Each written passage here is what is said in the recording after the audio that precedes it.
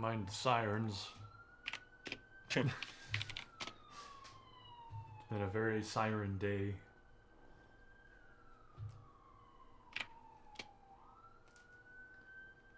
Don't know what that's all about, but whatever. Let's see. So today we are starting on some penciling. We've inked a lot. Oh, and also no Mystery Science Theater. Because I don't trust the advertisements. Go figure. Yeah. I mean, to be fair, they're on Comedy Central. They were on Comedy Central. Wasn't exactly was kind of known for that kind of thing. So yeah, they definitely didn't give a crap. Actually, no. Well, it's not that. It was they wanted to really just be super overly provocative. Yeah. Yeah, there's a reason why MST3K was pretty much the only thing from Comedy Central I saw growing up. Yeah. I'm not sure what else there was that we would have been seeing. Well, the truth be told, you weren't even seeing current Comedy Central, wouldn't? That's true. Because all of those are from a bit before you were even born. Mm-hmm. They went to Sci-Fi Channel in like '96, I think.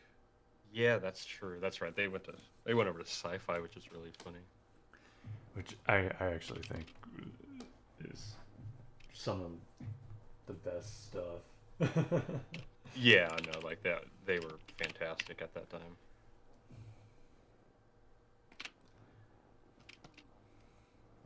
The whole everything with Pearl Forrester and all that. Oh my word, some of those skits. Yeah. So maybe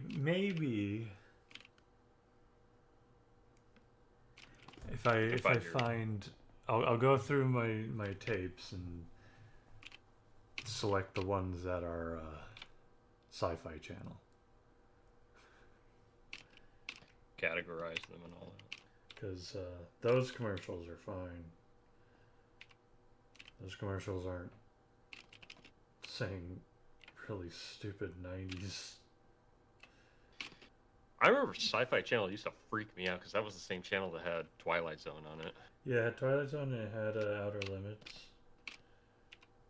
I never watched that growing up. I saw a few. They freaked me out. Yeah. Well, I I remember one that there was a this bomb was dropped. Mm-hmm. And like I think it had the actor who played Wesley in Next Gen. Really? Yeah. Are you talking about you're talking about the 90s. Yeah, the Okay, yeah. Okay. And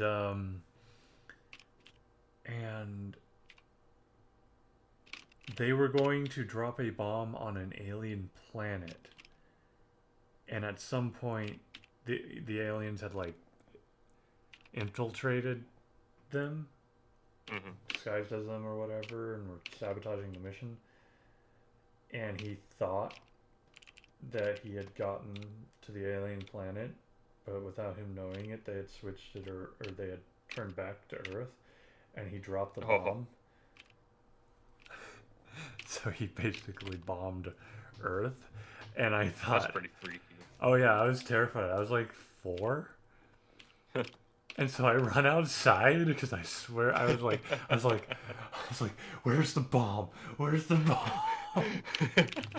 I was so terrified that a bomb was falling on us. And mom's like, what are you doing?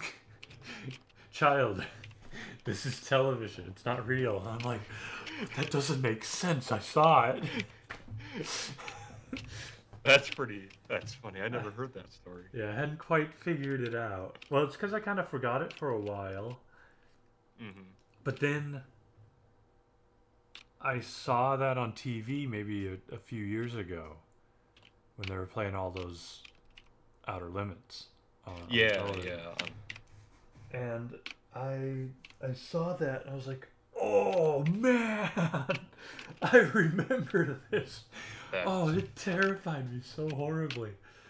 Like, I couldn't even sleep because you have no concept of how fast something will reach Earth. Even Yeah. I thought it would be like just falling and you could see it and we're gonna blow up. And then I didn't see it, so I'm like, it's gonna take a long time. And so then like when I'm trying to sleep at night or that night, I'm like, what if it falls now? What if it shows up now? I still don't understand. That's funny. Yeah, I really had no. That was like the first time I learned like what you see on TV isn't real.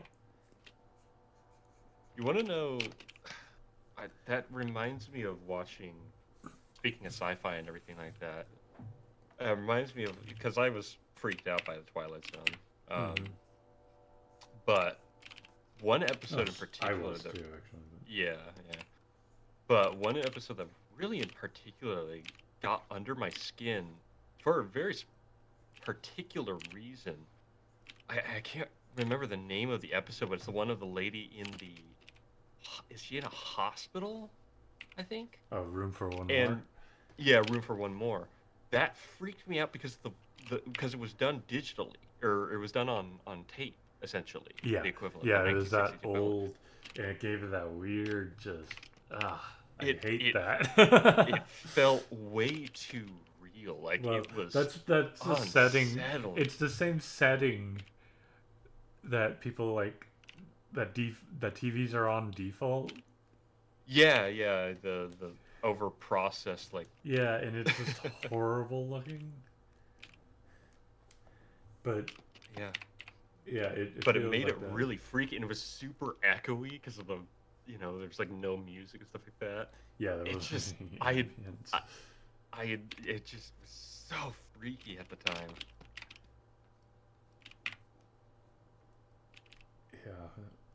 Yeah, it was like something morgue. Yeah, like that's where she's going. Yeah, I don't remember what it was called. It actually reminds me of the story of the ugly man who saved the life of that ambassador because he was the elevator operator. Yeah.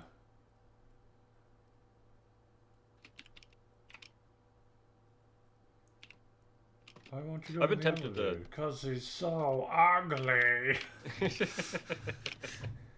Yeah, I guess maybe I should explain a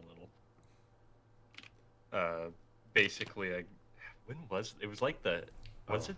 It was early 20s. Was it early 20th century? It was a long time ago. Back when they had elevator operators. Yeah. And basically, a year prior to the like actual events of the story, I guess, where the story begins, basically, a guy was sleeping. He was staying at a friend's house, and he was an ambassador, I think, or something like that. And he gets up. He wakes up from a really deep sleep, and comes to, sees a guy carrying a coffin across the yard. Yeah. So he gets up, he goes outside, he's like, what are you doing carrying that coffin out here in the middle of a massive storm? Like, it was a really bad storm. Could barely see the guy.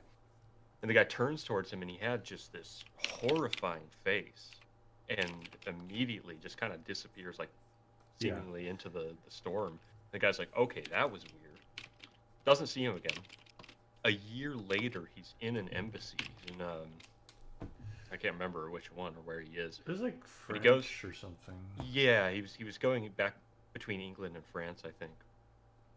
And he goes to the elevator, and he talks, or he's gonna walk in, and he sees the operator, and it's that same guy. He remembers the face, and he's so put off that he refuses to get into the elevator.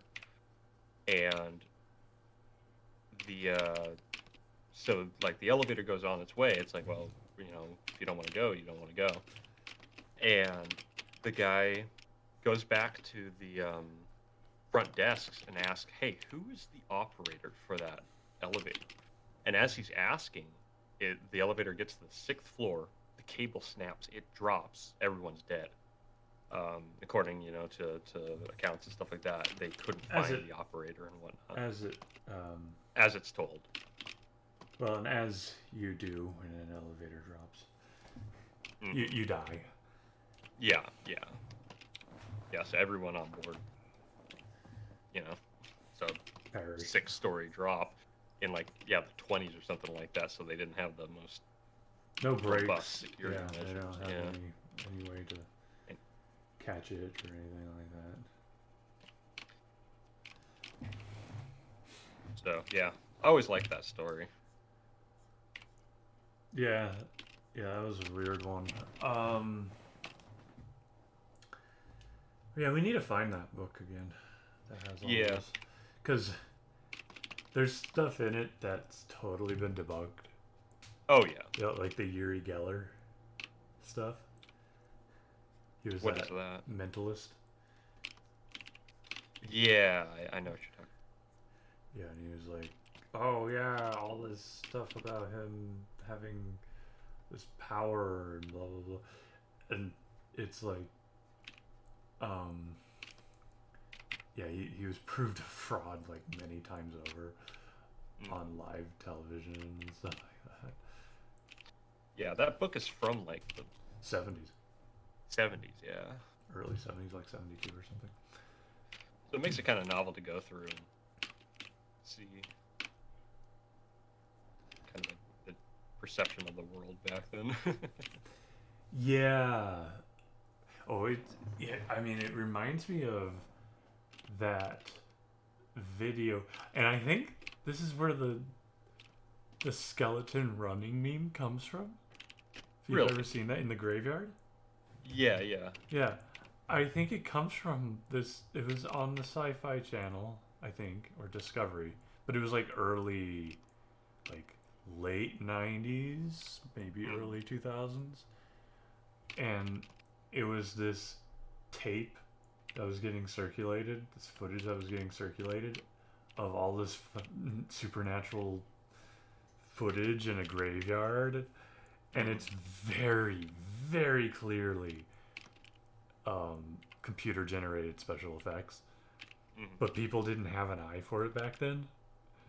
And so they just immediately like, oh my gosh, wow, look at this. Ghosts. there's a skeleton wandering around. A lost soul, and the statues are morphing, and it's like the most basic spiral shaped tween. It was really funny because then they get a special effects like specialist, Specialist, yeah. and he works for like X-Files, which was contemporary at the time, and he's like, yeah, this is all CG generated. I want to know who does this though, because it's really well done. Like, this isn't easy to do, back then. Yeah, especially it wasn't easy to do. He's like, I want to know who's doing this. I want to hire them. they might be worth hiring. Yeah. Let's see. If it was early, it was probably done in like, what's the program? Like Wavelight, I think it's called. Is what a lot of early CGI was done in. And yeah, like you didn't just have a program like that. No, yeah. So it was probably like a college student or something. That's what the guy Yeah. thought. He's like, this looks like someone who's probably, you know, in school doing this. Um, but it was just so goofy how they basically ignored everything that guy said. And of course. we're like, it's still a mystery if this is real or not. It's like, no, it's not. It really is. And yeah, you see it like a skeleton just standing there looking around, and it might be the same skeleton that runs in the graveyard. That's funny. And yeah, it's so goofy. But I always think about that when I hear or think about, you know, misinterpretation of reality.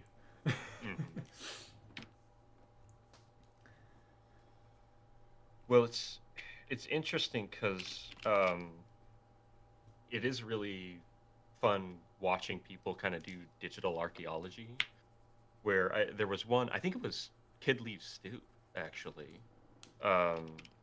did a video on a very specific texture called like cobble .jpg or something like that. And basically this texture, you for sure seen it. It's been in like everything. Probably. Yeah. And it's been in like Mario 64. It's been in I think Age of Empires 2. It's been in like, you know, you name it. There's a pretty good chance, especially if it's an older game, that texture was used. And it's just really interesting the way that those different elements get cycled again and again. It's kind of fun when you get really used to hearing them. Like I always hear the same like Morrowind sound effects. Oh yeah. It's super fun. Yeah, I've heard, I think in recent games even. Oh yeah. There was a Morrowind sound effect used for a stove, like the Pylolite or something. I'm like, what the heck? That was a Morrowind like magic spell. I remember hearing the sound of powering up with the yellow eco in the Bionicle movie. The first time, I was like, oh no From way. Jak and Daxter, ladies and gentlemen. Yeah. Okay. So I've been watching some Lost Media stuff, and it got me thinking about something that I've been wondering about for, you know, a game that we both played a demo of way back, and totally I as far as I know, it never actually made it to release. And so I went and looked up, you know, I was like, what's a list of like PS2 games that didn't get released? I'm like, yeah, this is a long shot because I'm sure there's a ton. But it turns out there was a project where people had preserved over 700 pre-released, like alpha development, unreleased alpha and development titles as emulators for PS2. And it's all archived and you can download them. That's awesome. Yeah, and I'm like, wow. They said it took them like a year to just sort them. It's a lot of games. And I'm like, man, is this among them? So I don't know if you remember. It was a demo. We got it in the mail. I thought it might have been on Jam Pack, and I looked up the Jam Packs, and I didn't see it on them listed. It's possible we got it as a separate disc because it came with a letter from the developers, from the studio. And it said, hey, I think they were a startup. I think they were like kind of their own studio trying to get somewhere. And they were like, hey, we're asking you, please play our demo and give us feedback or let us know that you like it, because this will show our investors or whoever it was, or the studio that they were working for, that they were trying to pitch it to or whatever, that there is an interest in the game.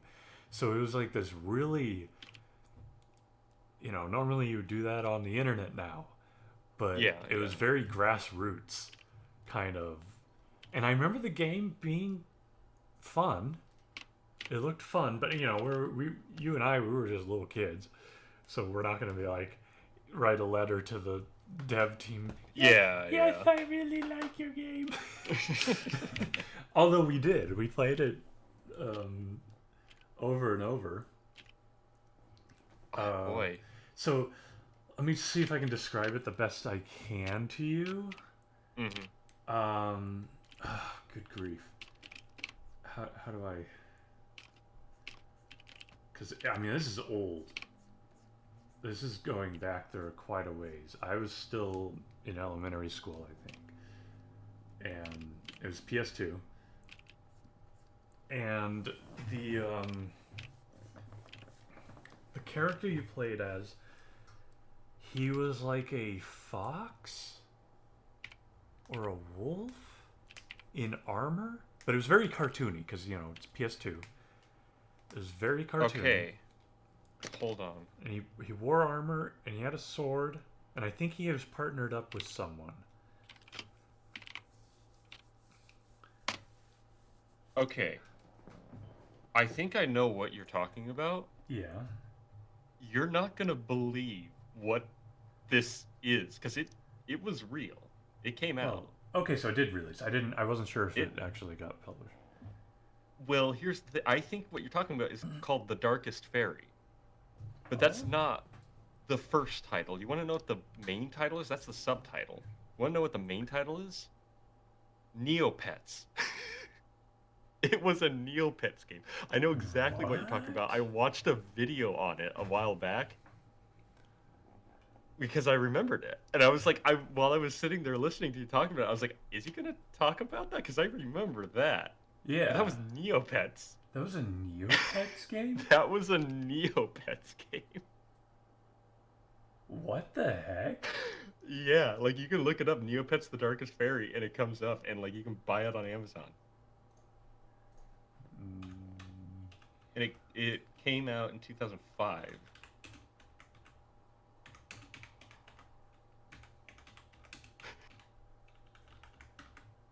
If it's that's what it sounds like to me anyway. That's what I remember playing. Yeah, I think that's it. Yeah. That's funny. So it came with a letter from the developers? Yeah, the dev team sent a letter saying, "Hey, play our game. We're really passionate about this project and we would appreciate feedback," or whatever. Yeah, I can't remember the video I watched because it gave the whole story. And it was kind of an interesting story, actually, because it did involve, I think, kind of what you're talking about, where, they were kind of a startup thing. It was kind of its own branching project. Yeah. Just under the Neopets banner and everything like that. Well, I don't see, so what I'm really curious about is the demo disc. I'm not sure if it was on a jam pack. It wasn't. It was its own disc. I remember being its own disc. And do we still have it? I don't think so. I'd be very surprised if we still had it. We might. Dad has a bunch of stuff archived. Yeah, maybe. Because I mean, I don't know when it would have vanished. Well, it was 2005 that it came out, so probably like we got the demo like 2004. It was like 2003 or 2004. Something like that. And so we were still definitely playing the PS2 at that time. Oh yeah. Your demo. Let's see what they say about demo. I don't even know what it came with. It just, it wasn't like a cereal box thing. No, it wasn't. It just showed up for me. Like I remember seeing Kevin play it one day. Yeah, I remember. we all played it.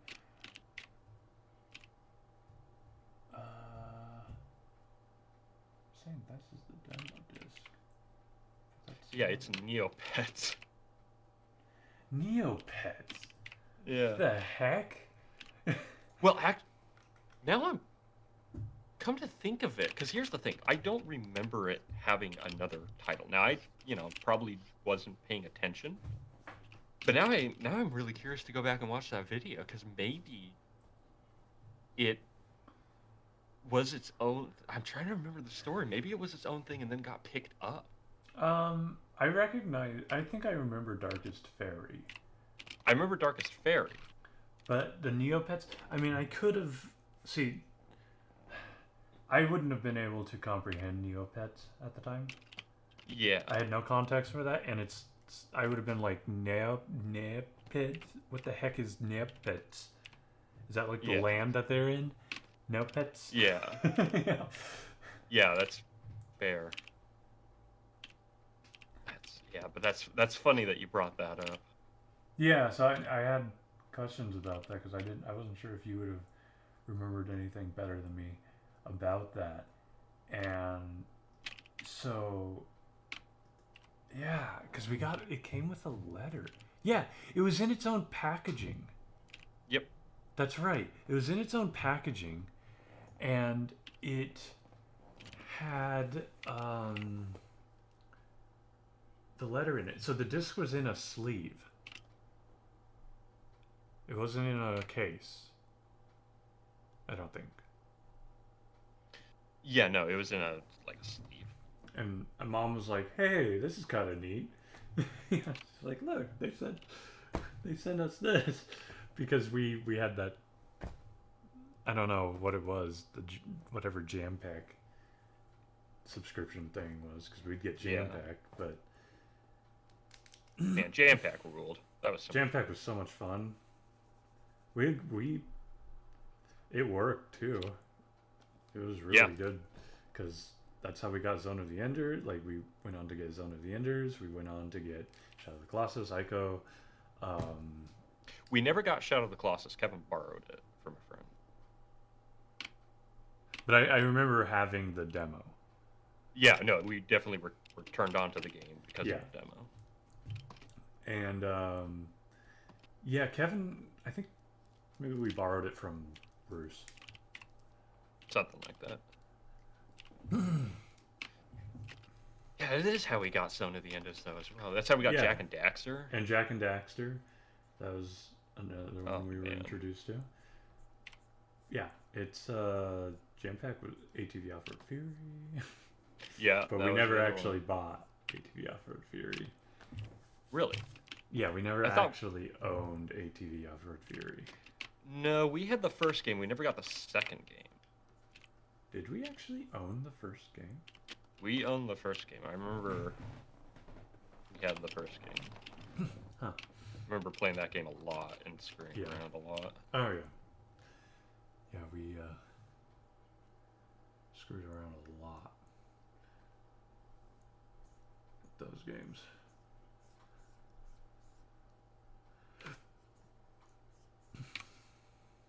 Oh, oops. This is all detail I don't need. Yeah, that's so funny. It's really funny because I remember wandering across that video and being like, "Wait a minute, I remember that game. What was that all about?" And yeah, it was. Man, I'll have to find that video and send it to you because it is really interesting. Yeah, well, that's cool that came through, because I wasn't sure if that was a lost game that unfortunately the team never got it released, but no, they did, which makes me happy. I think it did end up having kind of a rough life, but it did come out. Yeah. Now I'm kind of curious, like, how good of a game is it? Because I remember playing it and having fun. Yeah, no, it was. But really... I wasn't very critical. Yeah. That stuff. Remember the other? So, what was it, Whiplash? Oh, Whiplash was super fun. I always wanted to get Whiplash. Yeah. I still want to get Whiplash now I think about it. We never got Whiplash.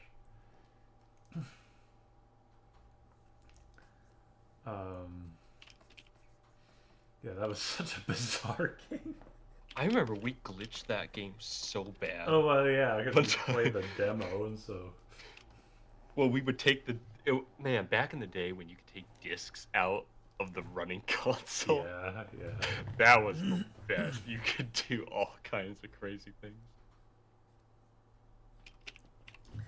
And you want to know another funny thing?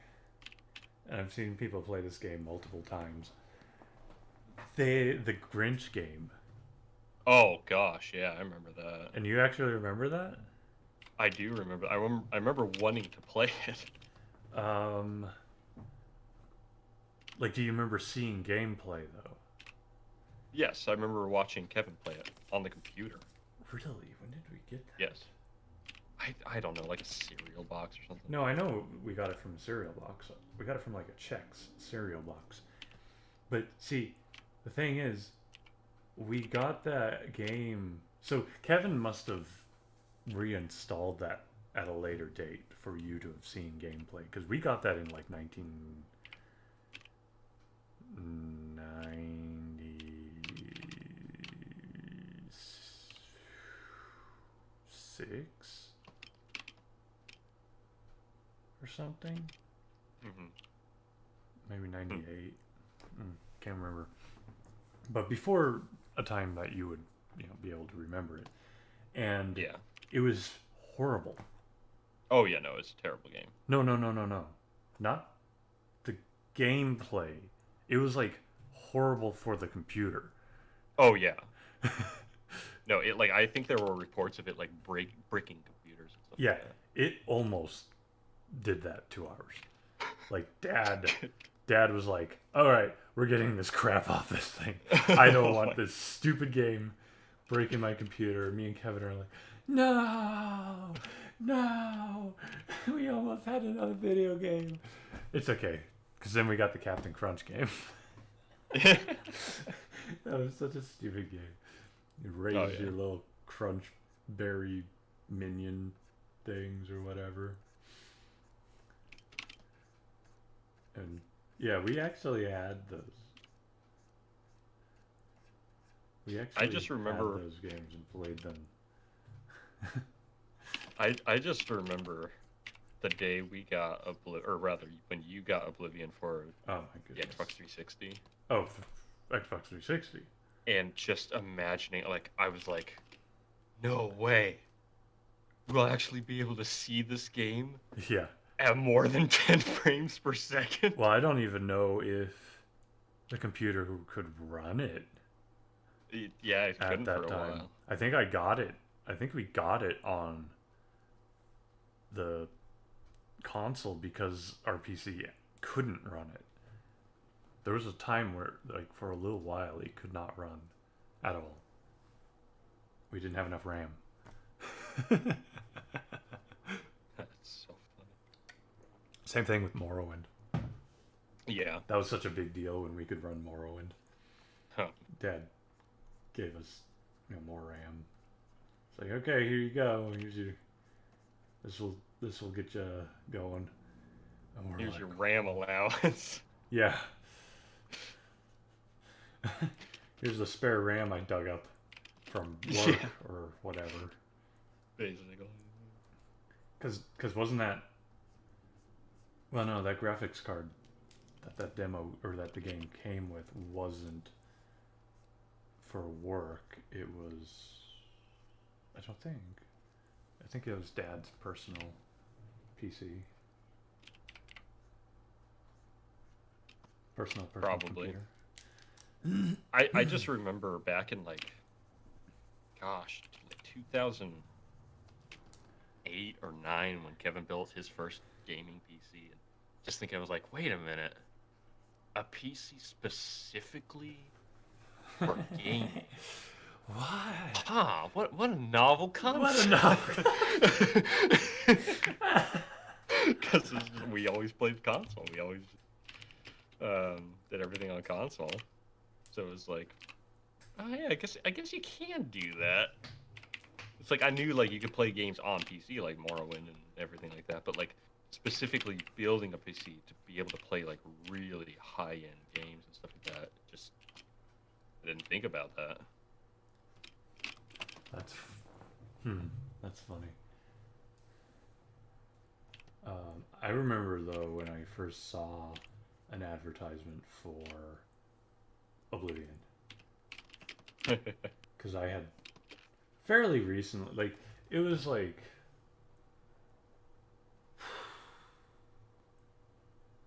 I was like 12, I think, because Oblivion came out when I was like 14. Yeah. And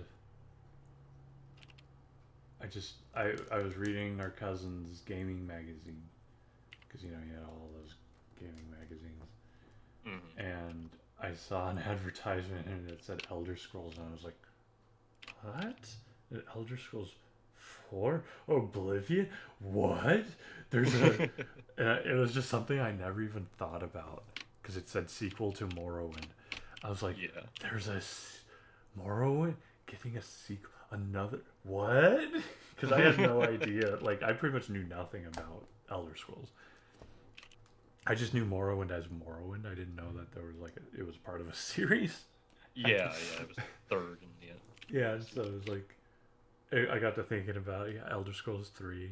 Oh, it is a third game, and I didn't even pay attention to that part. And so yeah, I see this advertisement. It was just a picture of like someone on a horse next to one of the chapels, wearing steel armor, and I was like, "Oh my goodness!" It's like this is going to look amazing. It's like next gen Morrowind was very different than Morrowind. It was very different than Morrowind. Bloom. Yeah. All the bloom. Yeah, we had Which entered the Bloom era. I like Bloom. I don't care what anyone says.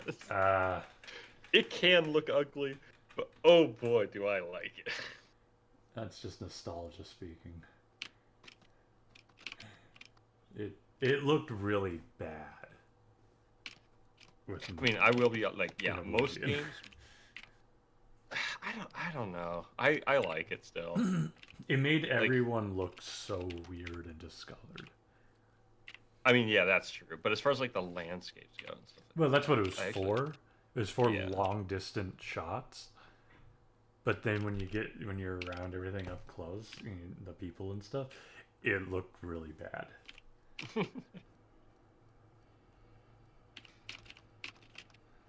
I don't know. I like that skungy. I mean, yeah. There's something to be said about enjoying something for the time period that it is. But it was not exactly pretty.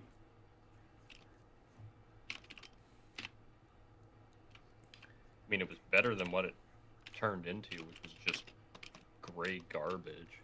You mean Everything Skyrim? was kinda... Well, even like Skyrim was like the tail end of the gray era for gaming. Yeah. Because you had like just about every single 7th gen shooter that came out ever.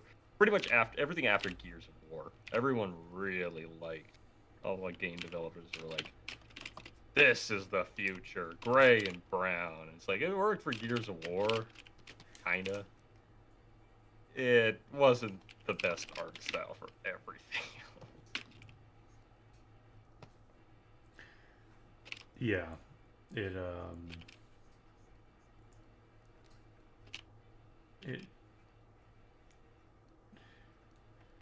yeah, there was kind of a sparse time period.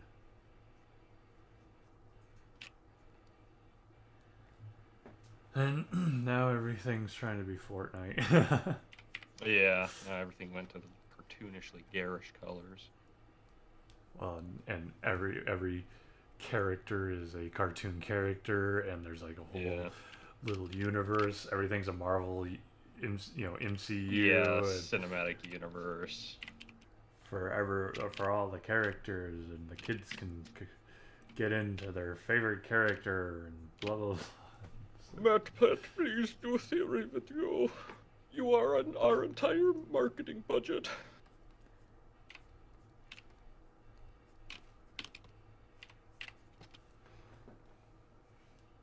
Which has been the case on multiple occasions, unfortunately.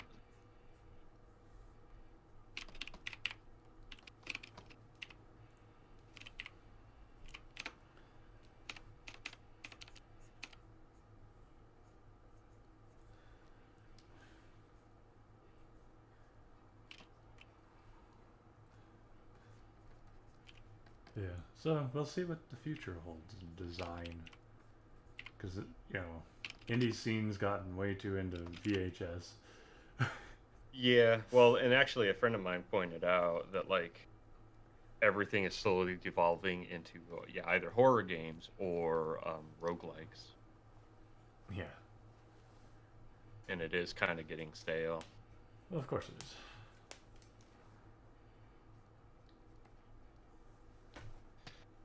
Just like old horror films Yep. that did the same premise over and over again.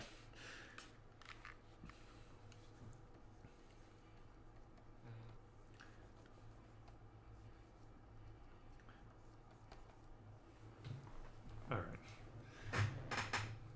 I got that one done.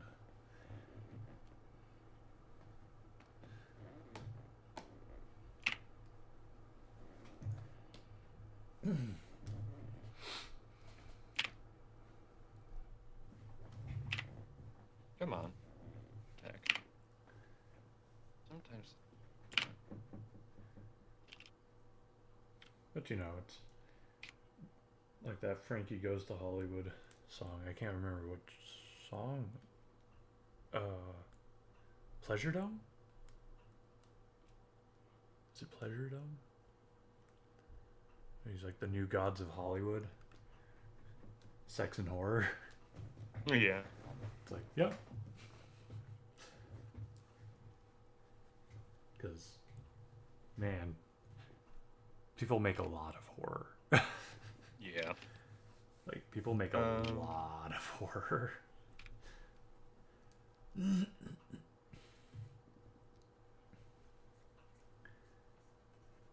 Actually, no, because But people make a lot of the same horror. I think is more of the Yeah. problem. Nothing wrong with making horror. It's a genre and it's enjoyable. But people make a lot of the same horror.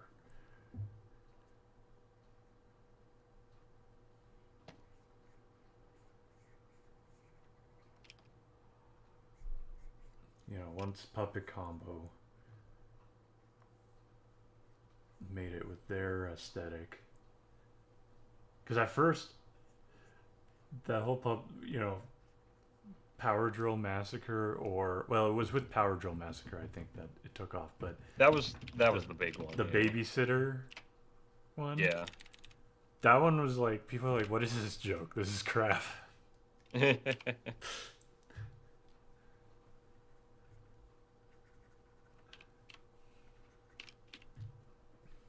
Yeah, well, it's all a matter of trend hopping. That's the real kind of big thing nowadays, is trend hopping, because and really it kind of comes down to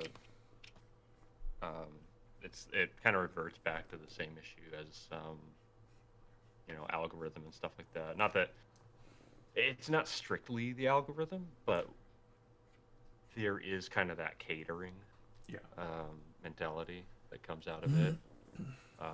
It's just the nature of, if you want to make something popular, there's a checklist that's always changing. Yeah. But I mean, it was the same thing with Slender. Oh yeah. When that hit the scene, and that game's crap. Yeah. Like when you go back and you see that, and people who go back and they play it and they go, "Why was I screaming at this game? Like what was?" It's mass hysteria. It's like It honestly is. Yeah. I mean, there was something. People got like way too obsessed with that one. That one was weird.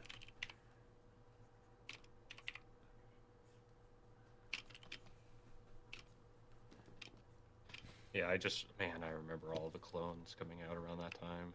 That was right before the Dino Survival Surge that came with Green Light. Oh gosh. That Green was Light. annoying. Oh. Yeah, that really I think we can say we learned a lot from Green Light.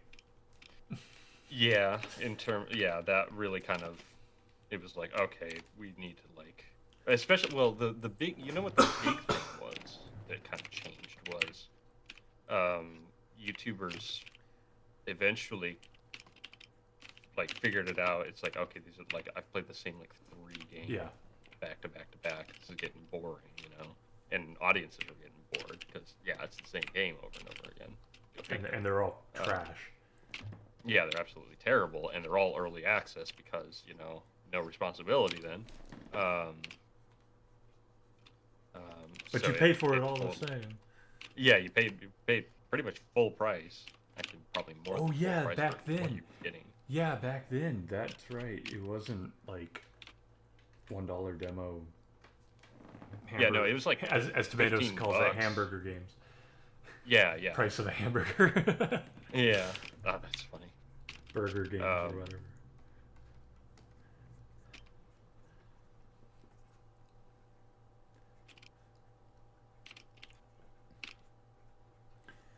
Yeah, it was like $15. Yeah, for an early access title that is basically a scam. Yeah. It's ultimately. Like, I'm going to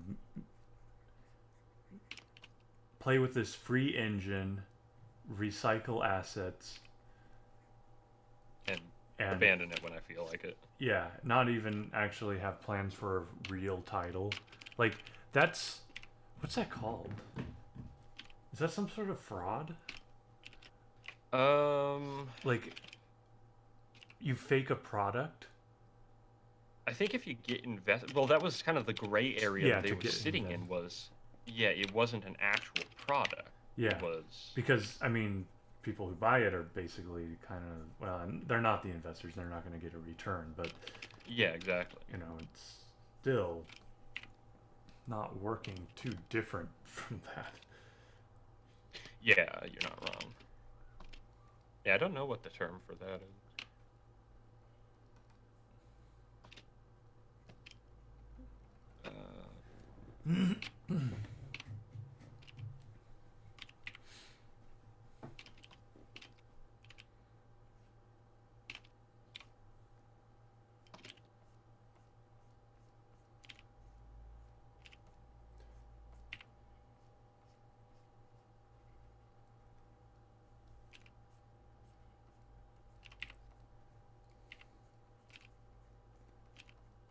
That was 2013. Yeah, right around 2012. I think it went to 2014, and then people got sick of it. Yeah, and I think that Valve did. Oh yeah, Valve. They down on that. Clamped down on it. They were like, okay, guys, you can't pull this crap.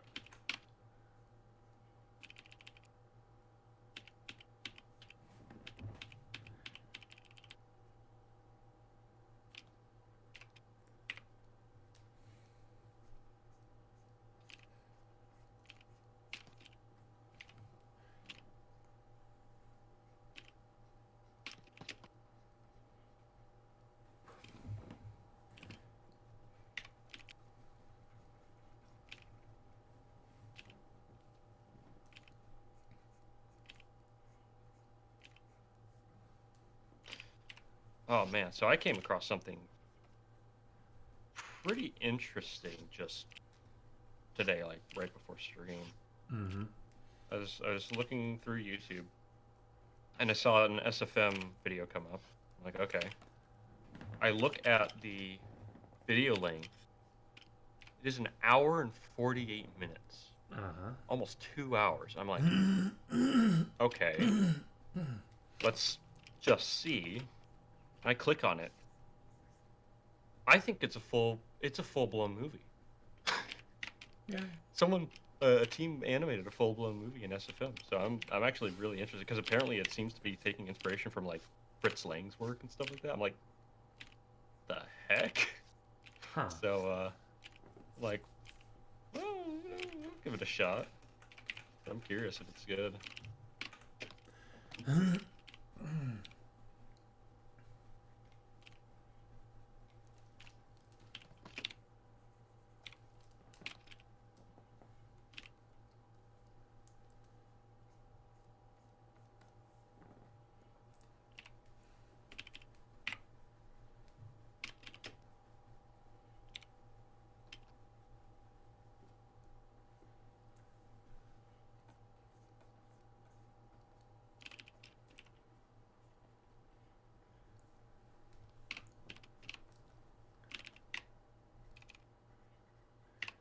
I'm curious if there was ever any lost media we were part of,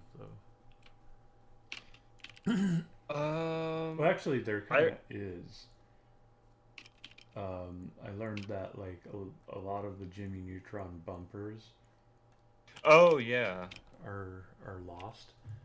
And I think they found them though. well, they found some, but there's still some missing.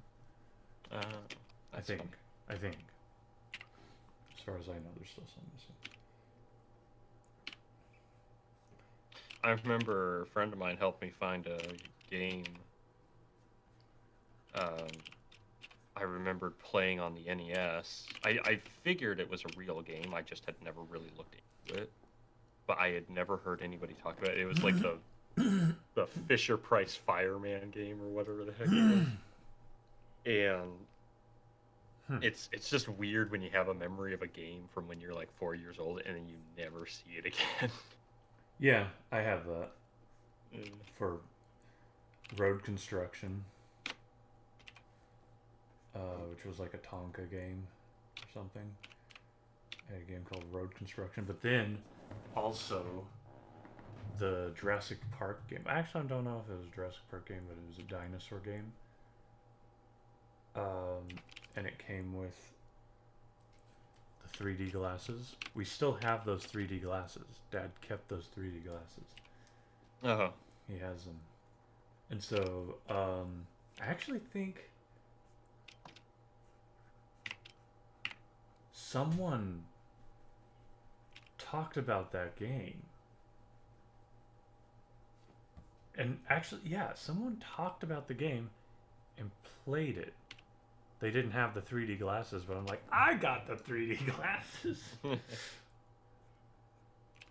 So they used, regular 3D glasses without the dinosaurs.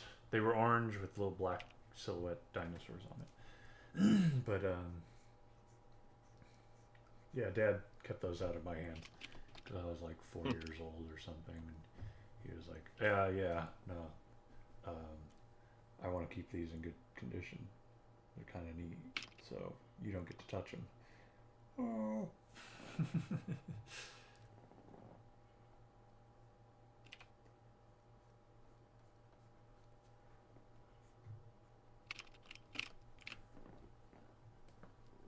Let's see.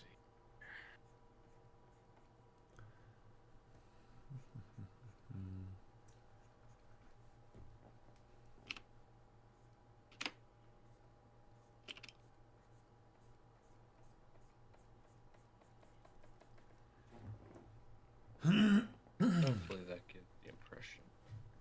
Oh, Taxi, there you are. Oh, hey, Taxi. Forgot it was Tuesday. How's it going?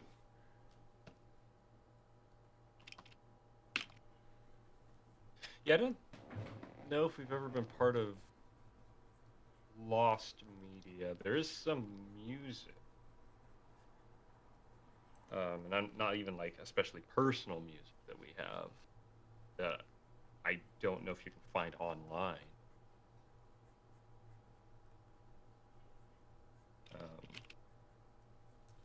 So there's some stuff like that.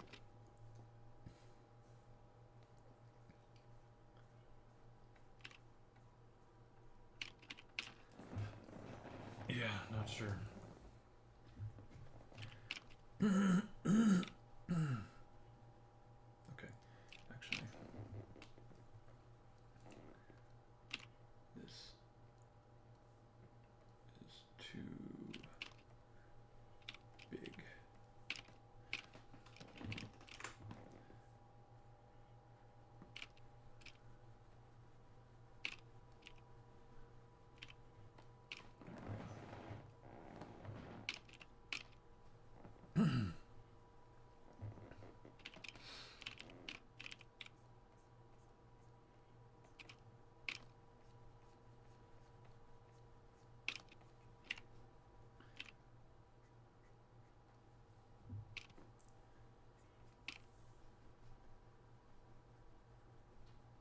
Let's see.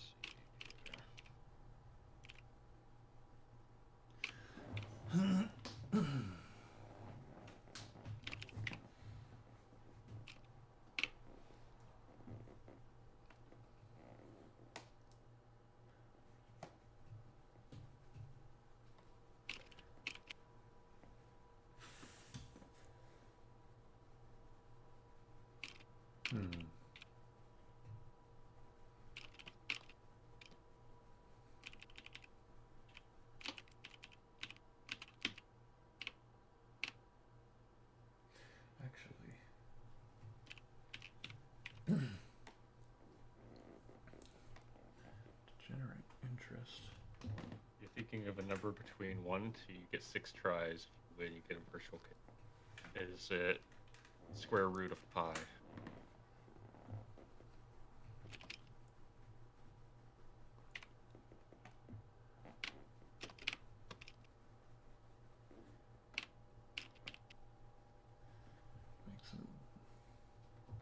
Give it some diversity here. Yeah.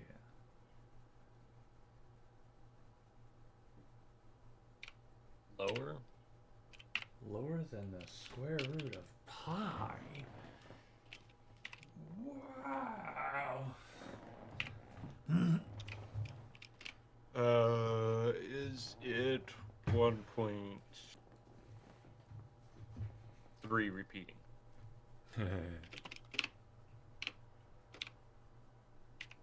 I think I got that GPA one time. Really? One time I brought home a really bad GPA.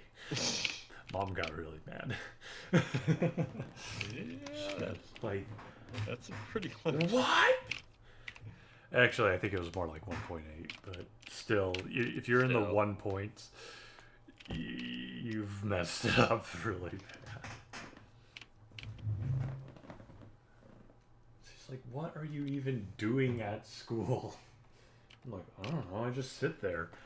And there's the problem.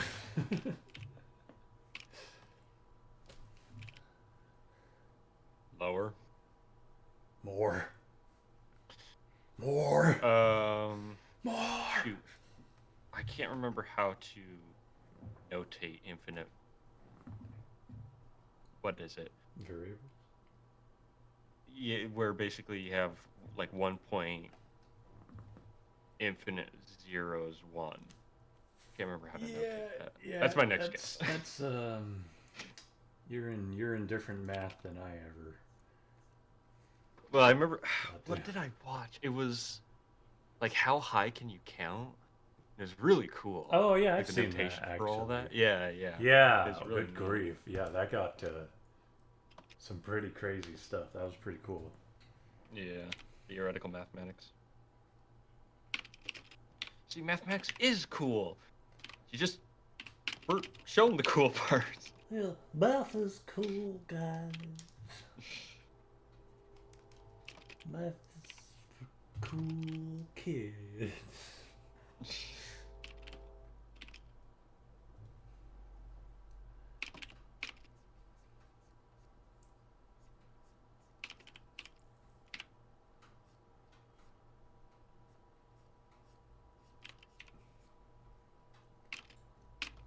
Oh, whoops. Okay, he's not looking. 1.1. Was that the answer? 1.1.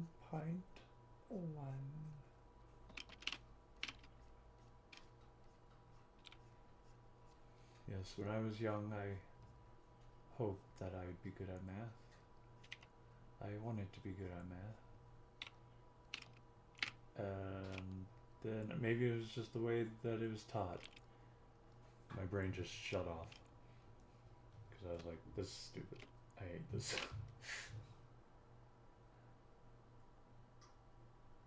I do think it's the way it's taught. But only because the problem is that it's not, the way math is taught isn't conducive with the way learning math works. It's not about being able to recite an answer. It's about mulling it over in your head until you figure out how it works. And that isn't, like, that doesn't really cooperate very well with, you know, when you have to take a test 2 weeks from now, you know?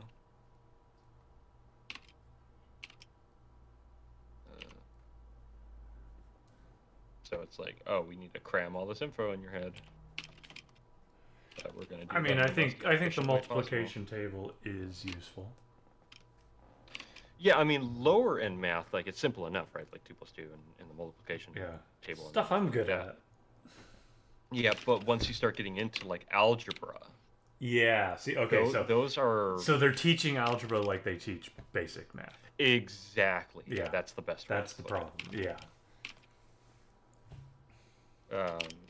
And, yeah, that just isn't a good idea, because algebra is fundamentally different than, you know, basic mathematics. It uses some principles from mathematics, but it's a completely different use case, basically.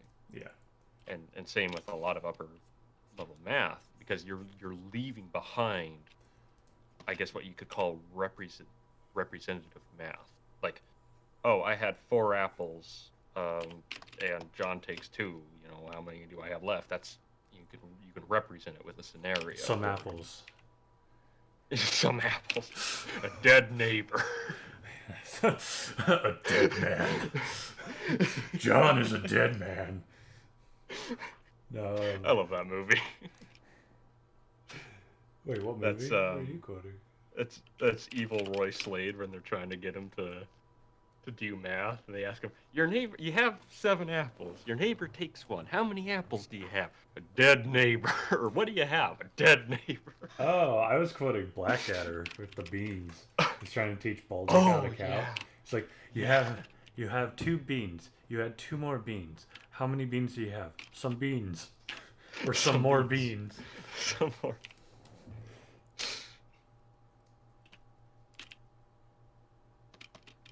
Yeah, he calculates in quantity, not numerically. Yeah.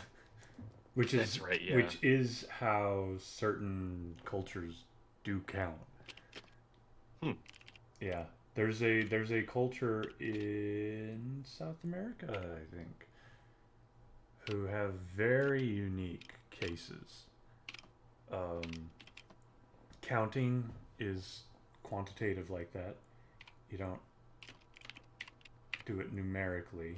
You do it very much like, oh, you have a lot of this or some of this or whatever. You know, it's very much like that. But also, there's like no object permanence in the language. It's really strange, and it's one of the cases that, you know, displays, I can't remember what the theory is called, we've talked about it, where language affects thought process and Mm-hmm. cultural process, because the guy who discovered this, he was a missionary and he's trying to tell them about Jesus Christ. And as soon as they realized like this was so far in the past, it totally just disconnected for them. They're like, oh wait, oh okay, yeah, it didn't make sense to Mm-hmm. them because their culture is only in like what you can see before you. Hmm. Really, yeah, That's really really bizarre interesting. case. Well, what's really interesting about that is that, in teaching the kids that I teach, um, we're noticing a big struggle that we're coming across is that language function in some of the kids that we're teaching. It's a lot more challenging to communicate certain ideas, especially like vocally, like with words and stuff like that. We're actually having to resort to like drawing pictures a lot more because it's something that hasn't been developed as strongly, we're Yeah, noticing. that's Um, been happening for a while, but it's yeah. getting more Well, and more. a big thing that did it was, the lockdowns and everything like that. But it is really interesting the way that like, yeah, language, I mean, language really is like a catalyst to a lot of just thinking and imagination Yeah, um, all those things. So yeah, don't that's stop reading. yeah. Don't be like me. Keep reading. Read, and it also depends on how complex, how sophisticated the language is. Hmm. That's why English is really weird. It's overly complicated because it's a bunch of languages smashed together. But it's Hmm. because of that, it's been able to like describe really sophisticated, complex things, and and that's why it developed the way it does because they were trying to describe more and more sophisticated things. So they were taking other things from languages that had that and Hmm. applying it. And I feel like Chinese, I think, can also do that. Well, Probably. most languages can, to Yeah. be frank, but there are, it just depends on like the background culture for them to have wanted to, had a reason to Yeah. really The define need. those things and develop the Yeah. language in that way. Yeah, literature is kind of an interesting phenomenon. It really is. It goes a lot further than I think people might realize, just in its significance and importance. Yeah, it's not just for entertainment purposes. Yeah. That's actually something I got to talking with a friend of mine about in regards to one of the biggest, I guess, like, um, maybe this is the right word, tragedies in terms of entertainment, um, books included, but also I would say cinema, movies, and stuff like that. Everything now kind of revolves around strictly entertainment, the ha-has and Yeah, the yep, stuff like that. And definitely. I do think it really limits like the potential for really expanding just to interesting thoughts and ideas. It's what's fun about going back to older things. For one, you can see, maybe an older thought process or where something came from or originated, how it's developed, but also it preserves um, that knowledge, right? We're building on that knowledge. It's not like we wipe the slate clean every single time and suddenly invent, the next greatest thing. Yeah, it's not how it works, people. And You're not the yeah, greatest generation yeah, ever. and so it's very. I'm always really sad when it's like, you watch a movie and there's no problem with having just a movie be a dumb fun movie or anything Yeah, like yeah, that. That's always existed. But there that should always be there. You should always be able to find it. People should always be kind of exposed to that and kind of encouraged to explore stuff like that, I think. Yeah. So that's always kind of my hope with my work, is that I can develop into that. Not with everything, but with, some of the stories that I have, I really want it to be more than just a little bit more than just entertainment. Just get people's imagination fired up. To make you think. To make you think. Oh. What? So he was like, me? What? Blow your mind would be. Just some guy it was. Just some guy.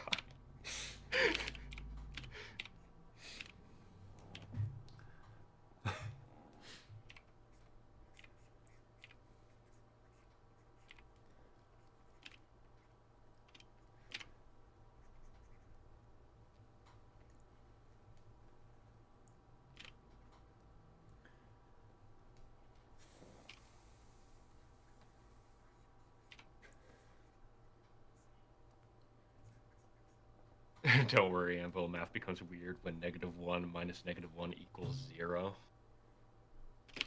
Well, that makes sense. Yeah, that actually makes sense. No, what gets really weird is when you take the square root of -1 and get an imaginary number. Yeah, see, there's where I started getting lost. So someone explained it to me finally in like a past so my video. teacher explained it, but it's one of those moments where my brain turned off for like a few seconds as he said that. And then a lot of the other people in the class were like, oh, I see. And I was like, crap. I was elsewhere. Yeah. And that was my whole problem. Yeah. Well, the basic premise is the guy who discovered it knew that number had to exist, or at least he could use it in certain functions, but he didn't know what the value was. So he just kind of he literally used his imagination. He was like, well, just fill it in with a notation so that it will clear, essentially. And so it's like, when you get that, it's like, oh, okay, that makes sense. Right, and maybe part of it's just being older. You can think on those terms a little bit later. Those abstractions. But I don't know. I just feel like you're not given time to kind of mull it over in your head, and it's like, no, just put the I there. And it's like, what is the I doing? Like, why? It's like, no, just put it there. Do it.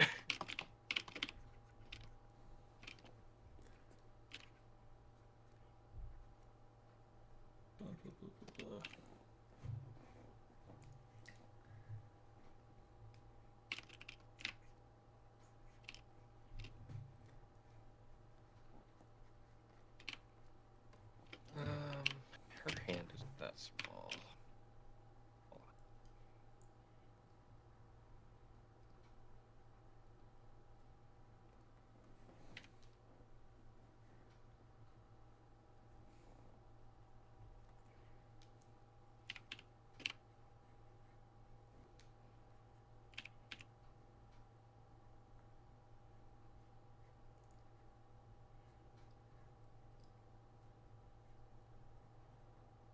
That's maybe not quite that.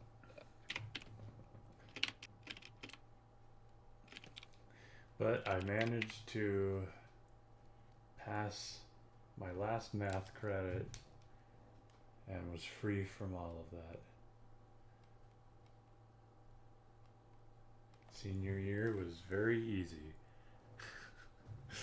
Didn't have to redo math. Yeah. I was so terrified of that. Well, see, I think you're thinking about it the wrong way there, Taxi. So what he's saying is, if you had $1 in a bank account and you subtracted a loan of $1 million from it, basically 1 minus a million, then yeah, you'd be more than $1 million in debt. But what you have to think about it is, if someone walks up to you and says, I want you to hand me negative $1 million.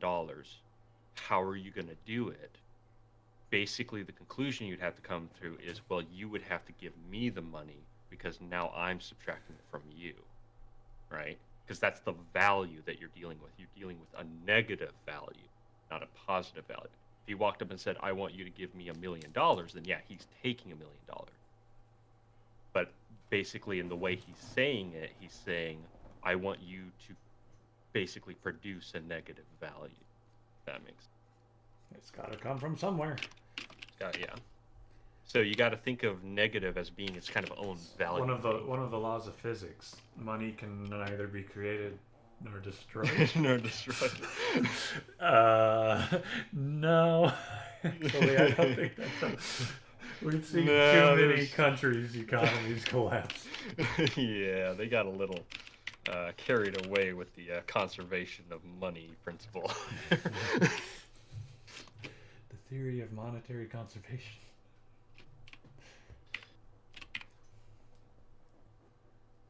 Well, that's true. Imaginary numbers are a whole different scenario. But basically, the way to think of imaginary numbers is think of a problem you need to solve, and you have a tool that can do it. You don't know how the tool works, but you know it works. And so you can use that tool. That's basically what an imaginary number is. Is someone, I can't remember his name, was studying something, and he said to himself, well, if I take the square root of -1, I can obtain these answers. The thing about it is, though, I don't know what the answer is to the square root of -1. That doesn't have a square root, basically. So if that's the case, then it works. There must be some kind of value that exists somewhere in the grand scope that is mathematics that basically fills that void. Was that? Was it Brahe? I don't think it was Brahe. Because was the guy working in astronomy or whatever? Because he was trying to figure out the prediction of patterns or whatever. Yeah, I can't remember. Maybe that isn't the right context. So it wouldn't be similar to X in terms of math. X is just a value you don't know yet, but you can find, right? Solve for X, right? That's usually what X refers to, or it means coordinates on an X graph, blah, blah, blah, blah. But usually what you're referring to, it's you got to solve for it, right? What an imaginary number is specifically the square root of a negative number. Because if you recall, if you multiply two negative numbers together, you get a positive number. So that means that a square root of something can never produce a negative number. It will always, always, always, always produce a positive number. But there are certain things that require a negative square root. So, how does that work? The system kind of falls apart. What do? Well, let's just pretend we have a number that kind of works that way, right?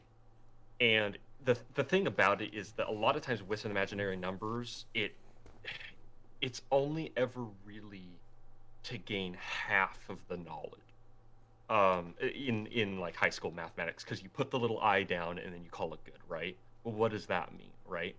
So the purpose of it, I would not have been able to wrap my head around. See, that's the problem, is that you're not really clear on why am I making this up? This doesn't make sense. Because, well, exactly, because you're doing such sophisticated mathematics that you're not going to be able to carry it on. I don't really understand the purpose of learning imaginary. Like, you should do it, right, to kind of learn about how cool math is, but it shouldn't be like, oh, you need this to pass a test, right? Because it's like, okay, unless I become a mathematician, there are very, very, very few cases for imaginary numbers.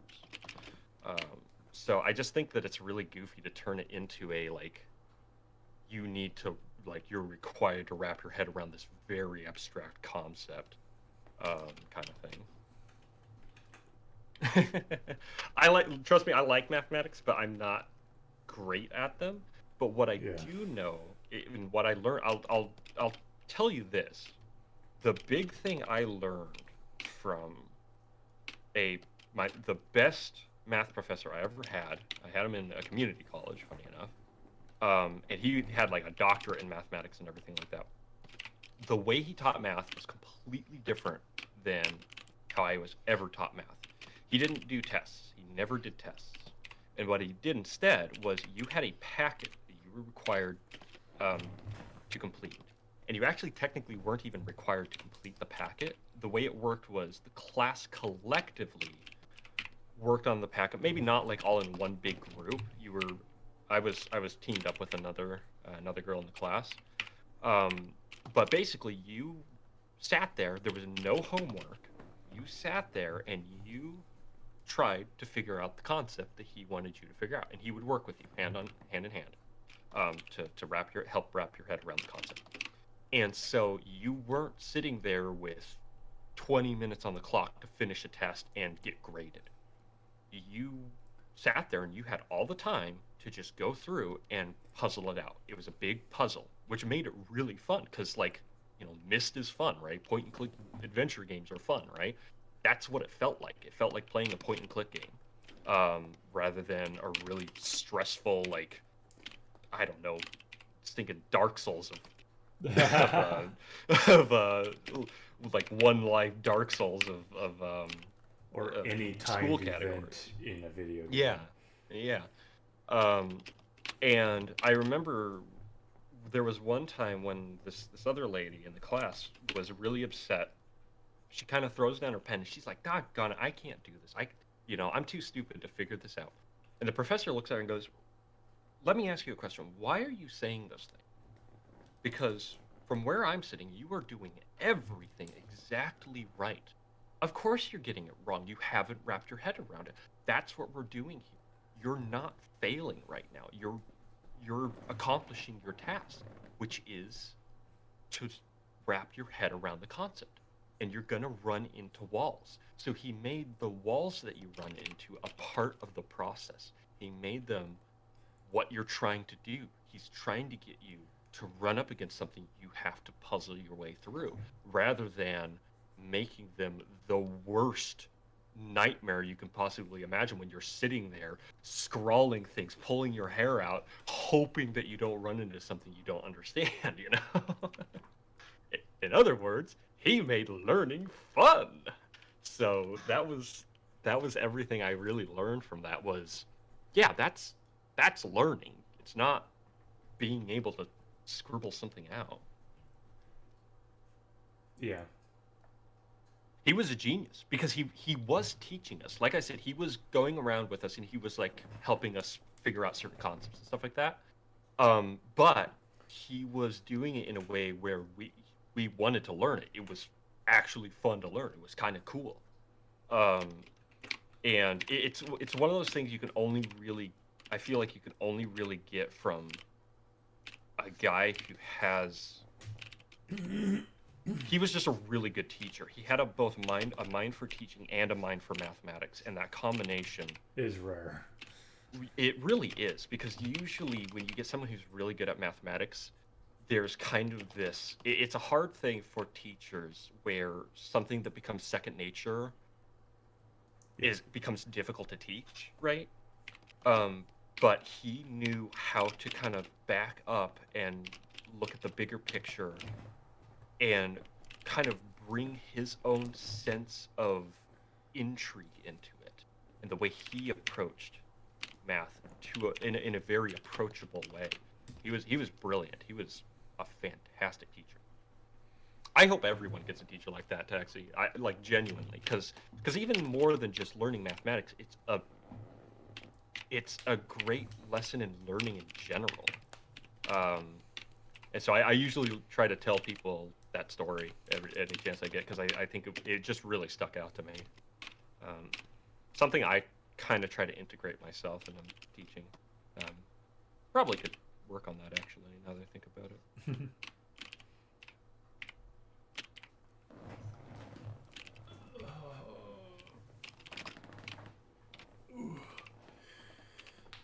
That was a fun class, though. I really enjoyed that.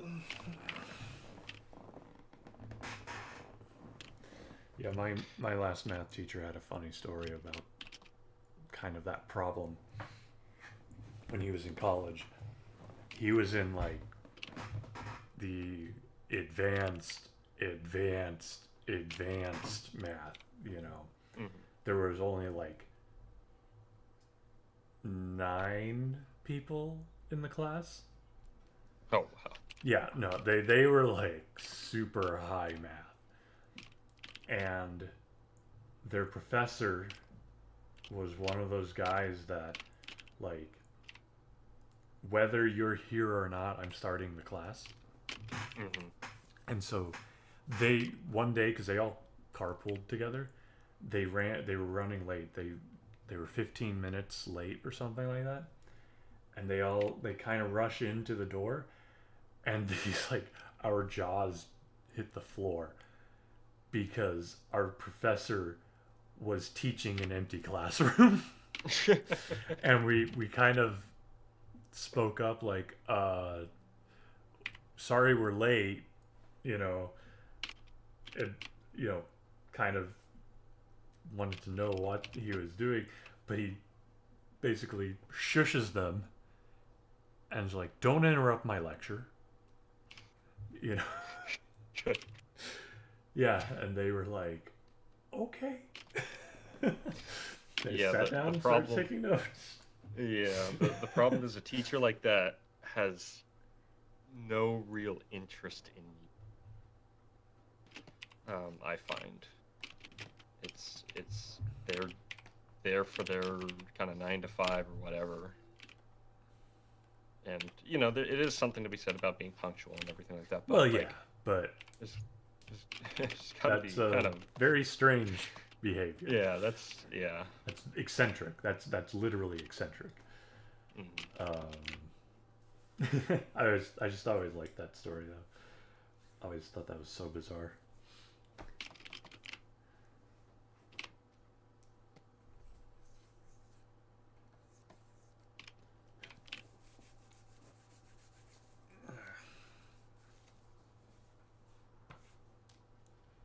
Oh, whoops. What? I am no longer listening to Arietti. Okay, on to the next. Yo, how's it going, Isaac? How you be?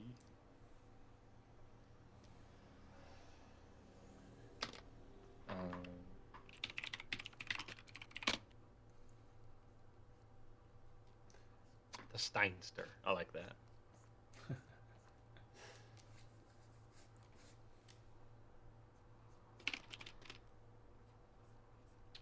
You ready for a movie here, Isaac?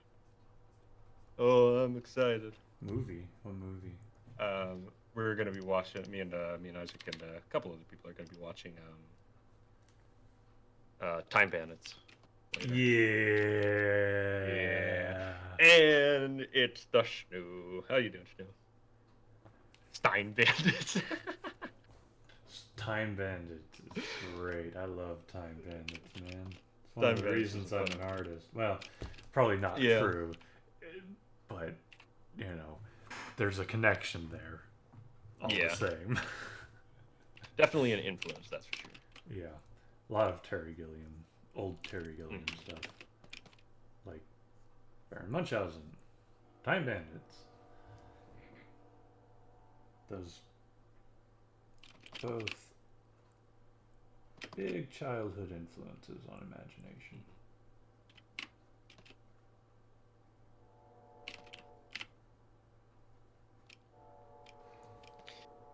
Alright, I got another 30 minutes to do the rest of this page.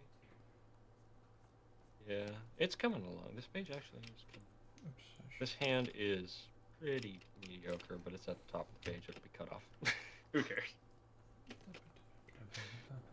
That's really bad. Alright.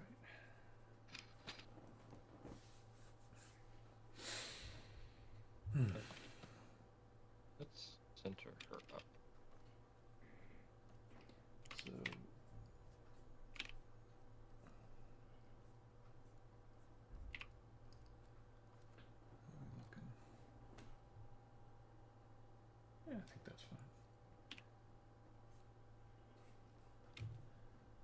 fine.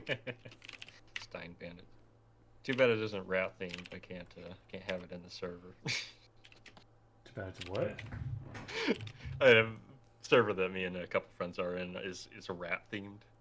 And so everyone has a rat themed name. Oh. And so I'm what am I? I'm Sir Steinisworth Nichols the Fourth, or is that my old? No, it's Stein. Gosh, I gotta look at it.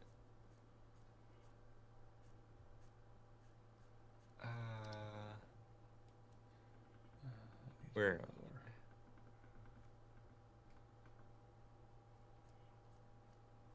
I actually can't even find myself. Where am I? Oh, that's funny.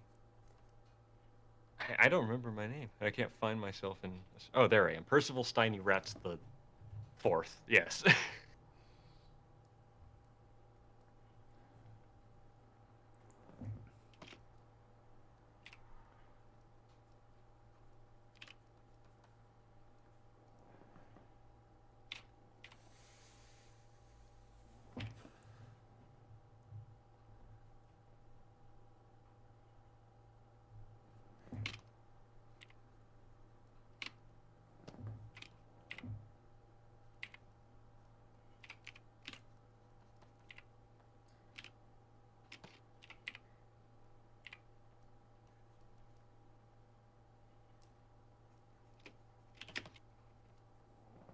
If I keep this pace, in other words, if I get this comic segment done by the end of March, basically all the color and lettering and everything, I'll have done 10 pages in 2 months, which makes me really happy.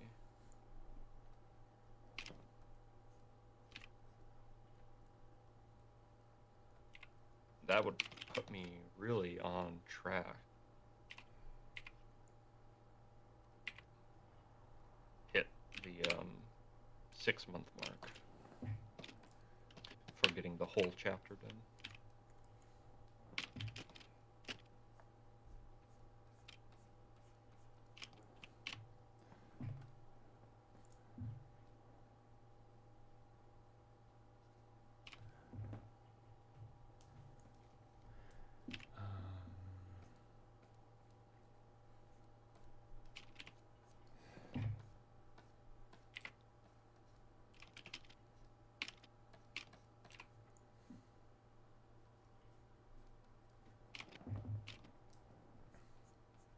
And then I can do the next chapter, which I will really need to figure out. It's gonna be a lot of work. Oh, that is wrong. All kinds of wrong.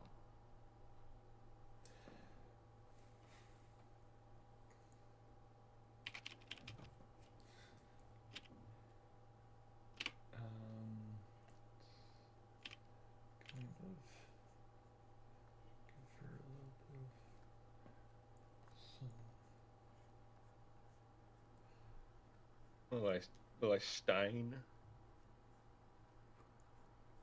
your autograph? I don't know. You have a Steinsel I can use?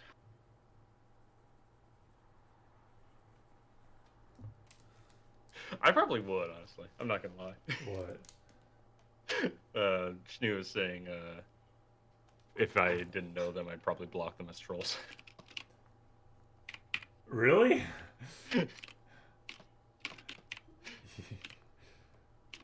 You'd block them? Why? What?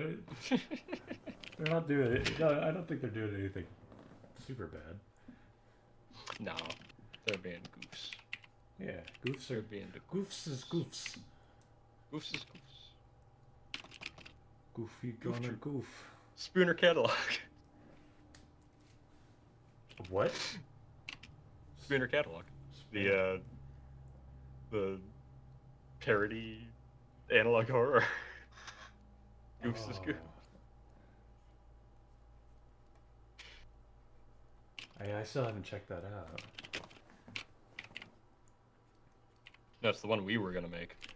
Oh, I thought there was a parody one. There is. It's called like the Scrungo catalog. Yeah, that's what I was thinking of. Scrungo. Just perfect. I do want to check that out at some point. Okay, I need to like Scrungo County. Scrungo County. Skunk County. Skunk County, USA. If it's in Ohio. Of course it is. If there's a state that's going to have a Skunk County, I think it's in Ohio. I was going to say Michigan, but nah. No offense, Taxi. Speaking of analog horror, I keep hearing people talk about a movie called Skinamarink. I've not heard of it. I've seen probably like a video be suggested to me over and over again. It's like, what is Skinamarink? And I'm like, it's a song. It's that Skinamarink dinky doo, Skinamarink doo. I love you. You know that song? Kind of. I can't remember what it's from, honestly. And I think it's an adaptation of like a Swedish little kids folk song or something. Taxi is saying it's pretty scary. Yeah, I don't know anything about it. But it looks like it's got Thomas the Tank Engine? Or am I thinking of something else? Did you hear about the Winnie the Pooh movie? Oh, the horror? Yeah. Yeah. What idiot, and I will say that, what idiot thought that was going to be a good idea? Well, I think to take a beloved, like, children's character, like, how facetious do you have to be? Well, I feel like, I think part of the reason they did it was because Winnie the Pooh came into public domain or something like that, so they were just like, well, okay, yeah, whatever. It was to be. You're not gonna make a Tarzan horror movie. Well, not a horror movie, but a kind of hardcore Tarzan movie would actually be kind of cool. They tried to do that, Andrew. Oh, did they? In like 2017 or something.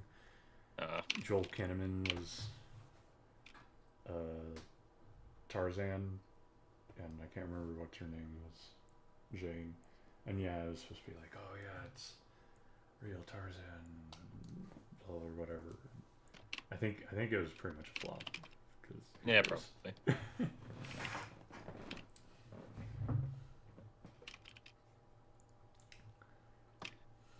Not good enough.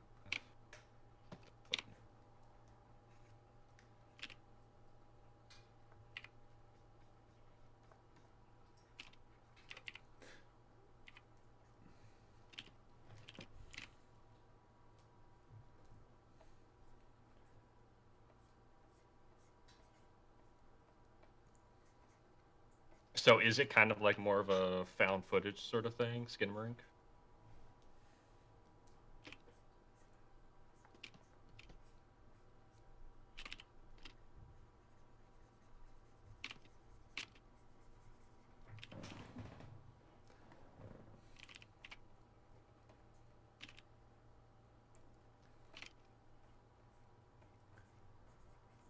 From the looks of it, yeah.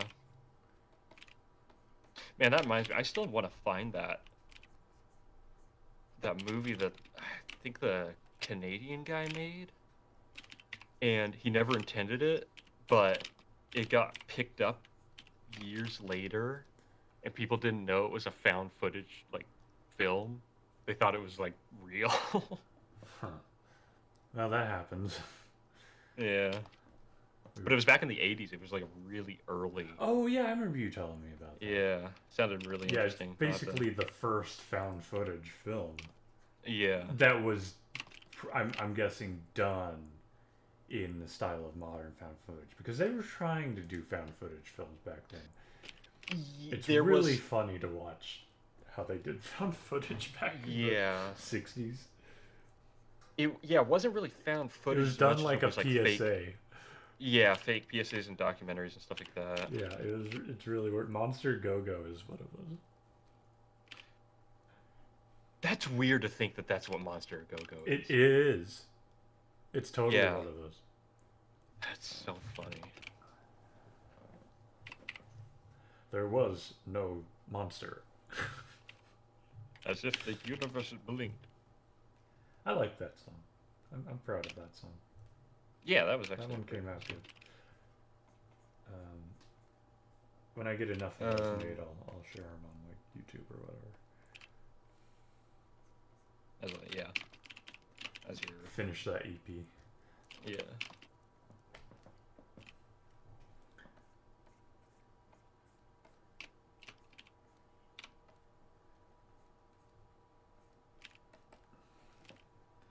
I just feel like I've gotten distracted from that style because as soon as I got the MIDI cables and stuff, I think I need to go back to when I'm working on that music. I think I need to kind of go back to just using my typing keyboard to make that music because that limitation kind of grounded that style.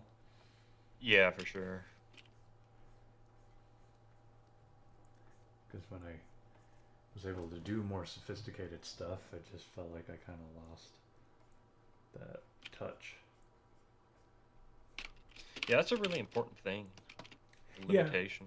Yeah, and it's what you got to kind of decide on when you're doing music, and a lot of people did that. Like Cream, they there was an interview with a guy who worked in a recording studio or whatever. Maybe he was a British producer.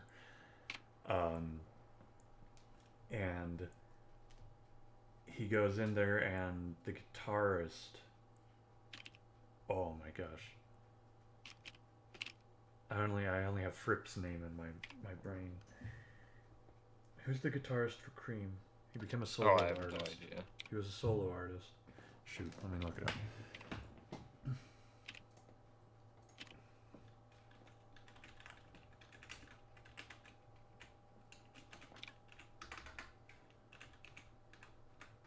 That reminds me, my organ is sitting behind me, like with the top off. I need to tune it up and put it back together so I can start doing things again. One of the things I really want to. Eric Clapton. Eric. That's right. Yeah. Yeah, Eric Clapton. Yeah, so he's in there, and they're making a new album. They're starting to work on a new album, and he brings in this rinky-dink little amp. And the producer's like, is that all you're working with? Last time, like, the last album, you guys had, like, all this super expensive equipment. And he's like, yeah, but for this album, we're going to be working like this. It's like, yeah, you're going to get a different limitation. And that'll make a new style. Well, that's what's fun about, like, Simon the Magpie and his kind of experiments and stuff like that, because that's totally what he does. Like when he took apart one of those like squeeze pigs or whatever they are, make the honky the noise or whatever. He was making music with that. So there's something to be said about doing that. Yeah, you don't want to have everything. It's the same thing with selling a product. Like if you're selling art, you don't want to have your entire catalog for sale, because then it's what's the term? It's buyer of the heck. Okay, it becomes a situation of they have too many options, and so they won't know what to buy. Exactly. Yeah. And if you have too many options in music or technique or anything approachable, then you won't have a clear focus. It's easier to focus when you only can do so much. Mm-hmm. And it's the same thing with special effects. Yep. A lot to be said about not having everything at your disposal. Yeah. Same with what you watch. Yeah, for sure. Let's see. So Taxi's got a question. Would you Yes. travel the Oregon Trail with the same supplies and people? I'm a little confused with that part. People who survive. So like so other people who survived the Oregon Trail, like the descendants of the people who survived the Oregon Trail. We are the descendants of the people who Yeah, survived the Oregon Trail. We fit that category. Yeah, our family came over on the Oregon Trail. Yeah. So, or the alternative be a miner trapped in a cave, not knowing whether or not there will be rescuers or not. I would say Oregon Trail. Yeah, do the Oregon Trail. Yeah. Our ancestors did it. We can do it. How hard can it be? How hard can it be? Our grandmother, that was like her dream. As like a kid or whatever. She's like, oh yeah, pretended I was on the Oregon Trail. That's so funny. She also wanted to be a Derby queen. Yep.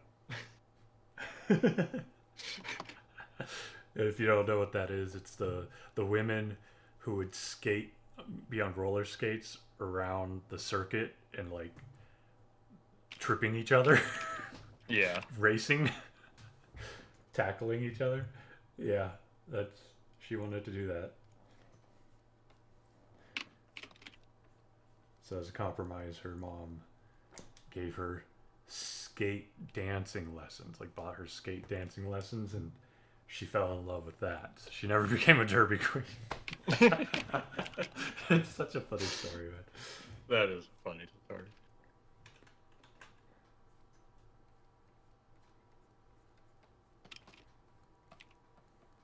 But her family wasn't the Oregon Trail family. They didn't come over on the Oregon Trail. Her family came over from Ireland during the famine, fought in the Civil War, and ended up in Nebraska. So, as farmers.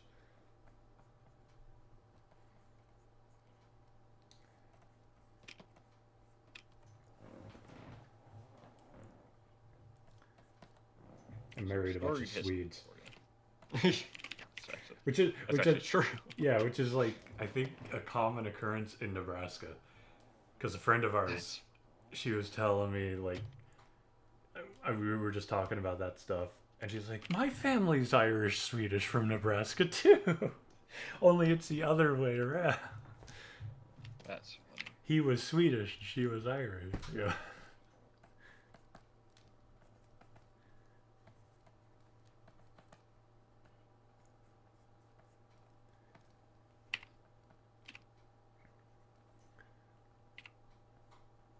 So go to Nebraska.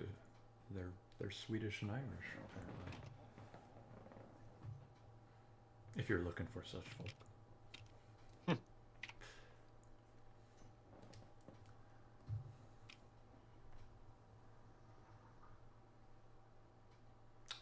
Okay, so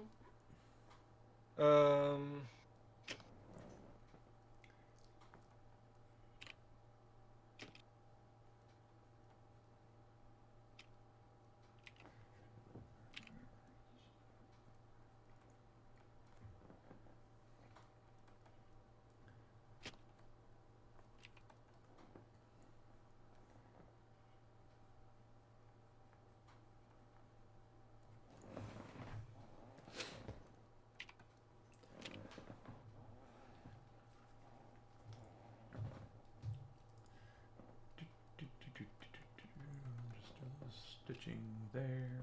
Just got a little. the music's a little bit quiet. Should be coming through though.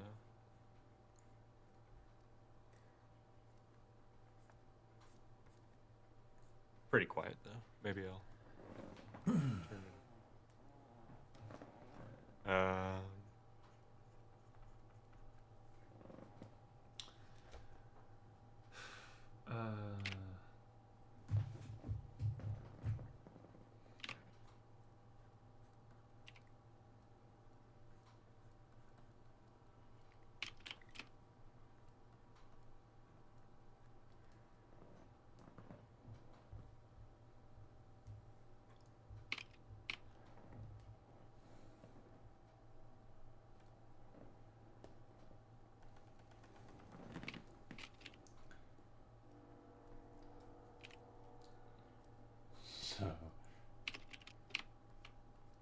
for the record, we don't watch a lot of anime. But there is one thing that we've always wanted, and that's like a lucha libre kind of anime thing. And I found something that was almost it. And but it was really bad though. It was it's a funny premise. Like, it could have been good. It could have been so good. Could have been the best isekai ever. A professional wrestler gets isekai. Oh my gosh. To a fantasy kingdom. And it could have been like the orc who pile drives a dragon, you know, kind of story. Yeah. No, it was really bad. It was so bad. Dang. Yeah. That is a great premise. Yeah, it could have been that actually is a legitimately great premise. It could have been so good. Professional wrestler hero to battle the kingdom, but no, it was like it was some sort of furry hybrid thing. Huh. Yeah, it sucked. I was like, dang it. We're so close. We almost had the professional wrestling anime that we've always wanted.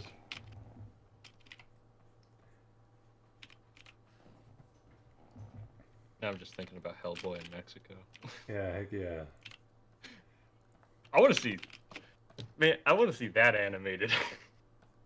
Yeah, they're making a new movie, apparently. Wait, really? Yeah, they've announced another movie, and they're like, it's going to be a reboot or whatever.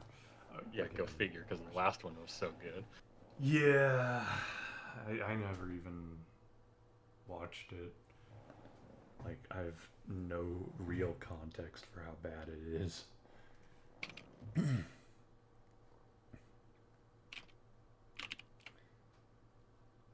Would you rather collect all 8 pages of Slenderman to survive or escape Granny's house in Granny? Granny's easy. That old bag wouldn't know what hit her. She hits you with the hammer. That's true. I don't know, she's kind of gnarly. I think Slender's way easier. Yeah, he is way easier. Nah. Like, you don't have to sneak around a confined environment. I mean, it is a confined environment, but it's a much larger confined environment. Yeah. And, yeah. And the funny thing is, you watch people, we were just talking about this earlier, in the context of, like, things being scary, but you watch people who played it years ago and never beat it, and then they go back and play it today and they beat it in one try, and it's like, oh.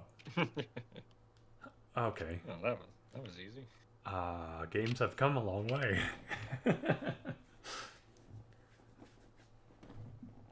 So yeah, the gameplay. Oh my goodness. I've never played that game, actually. I've never played Granny either. Yeah, I don't think I've ever played Slender. Despite, man, it's kind of impressive that I never did.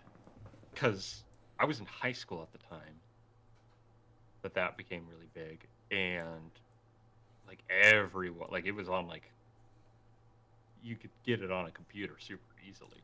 Yeah. So there were several classes I was in where people are just playing Slender. Oh, really? Yeah, mostly strut and whatnot. Yeah.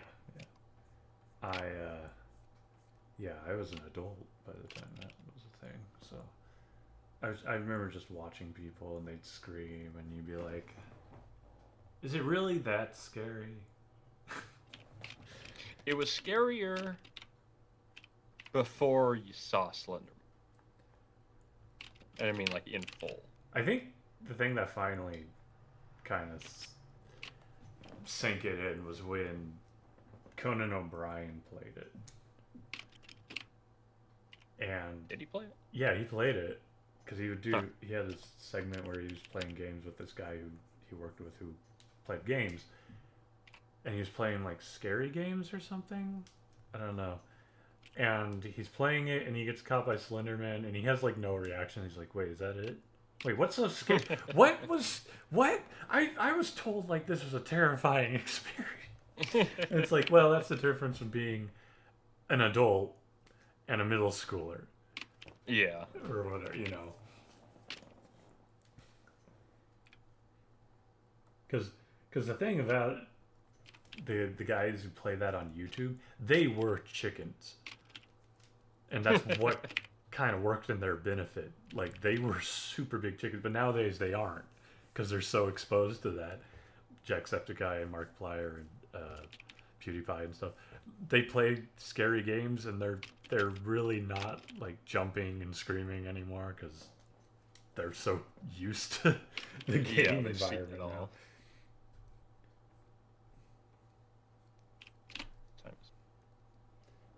It's almost 8. All right.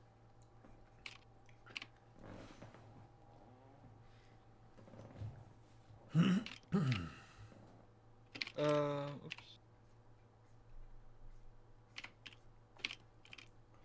Okay. This page is coming along a bit.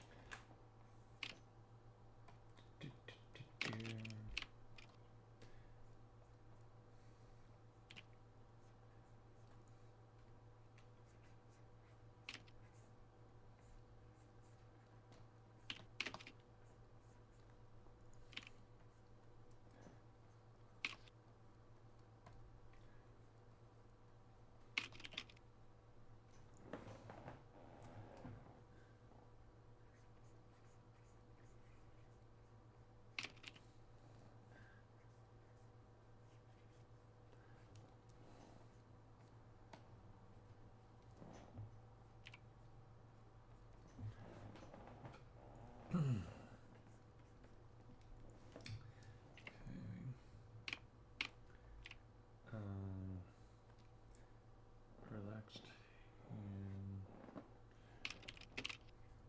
Let's see if I can get this right.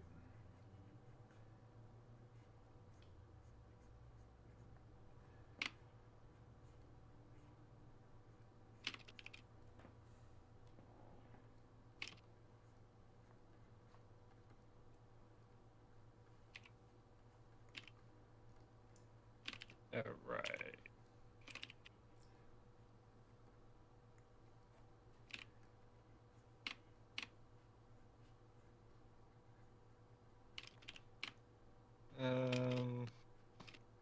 Yeah, it's not the best, but it works. It does indeed work. So that is, in fact, final page.